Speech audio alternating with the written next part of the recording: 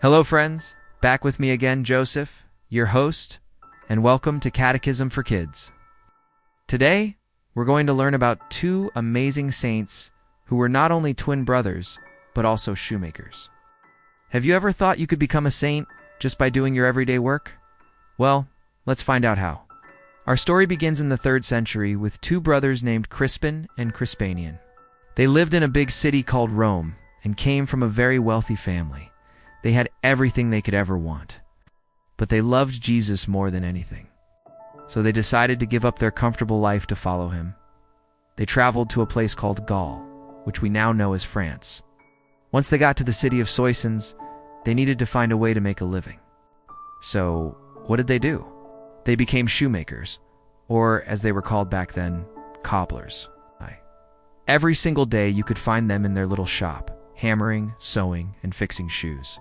They were known for being incredibly kind and generous. If someone was too poor to buy a pair of shoes, Crispin and Crispinian would just give them a pair for free.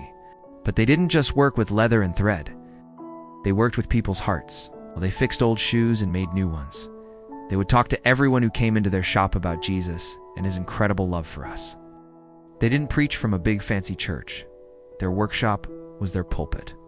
Through their hard work, their kindness, and their joyful smiles, many people saw how wonderful it was to love God and decided they wanted to follow Jesus too. As it says in the Bible, whatever you do, work at it with all your heart, as working for the Lord. And that's exactly what Crispin and Crispinian did. They turned their ordinary job into something extraordinary for God. However, not everyone was happy about this. At that time, the Roman emperor didn't like Christians. He heard about these two brothers who were leading so many people to Jesus and became very angry. He sent his soldiers to arrest Crispin and Crispinian. The brothers were thrown into prison. They were told to stop talking about Jesus and to deny their faith, but they refused. Their love for God was stronger than any fear. They faced terrible hardships, but they never stopped praying and trusting in God. It was as if they had a special, invisible shield of faith protecting their hearts. Because they would not give up their love for Jesus, the emperor ordered them to be executed. Crispin and Crispinian became martyrs, which is a special word for someone who gives their life for their faith. They showed incredible courage right to the very end. Their feast day is on October 25th, and the color for their day is red, symbolizing their deep love for Christ and their martyrdom. So, what can we learn from these amazing shoemaker saints? First, we can sanctify our work. That's a big word, but it simply means we can make our work holy. Whether you're doing your homework, cleaning your room, or playing a board game, you can do it with a happy heart as a gift for God, just like Crispin and Crispinian made shoes. You can make your daily tasks a prayer. Second, be generous in small ways. The brothers gave away shoes. Maybe you can't give away shoes, but you can share your toys, help a friend who is struggling, or just give someone a smile. These little acts of kindness are a powerful way to show God's love. Third, stay faithful, even when it's hard. Crispin and Crispinian stood up for their faith when it was dangerous. Sometimes it might feel unpopular to be kind or to do the right thing, but their story inspires us to be brave and stand firm in what we believe. And finally, we can share our faith through our example. The brothers didn't just talk about Jesus, they lived like him. Their joyful and kind actions made people want to know more about God. In the same way, when you are kind, honest, and cheerful, you become a little light for Jesus, showing others how wonderful he is.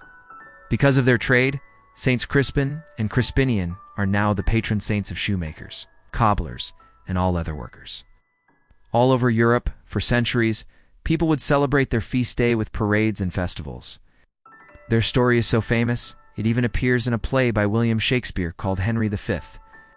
There's a famous part called the St. Crispin's Day Speech, where a king encourages his soldiers before a big battle that happened on their feast day. Even today, in a town in England called Faversham, you can find a plaque that remembers the time the saint supposedly spent there.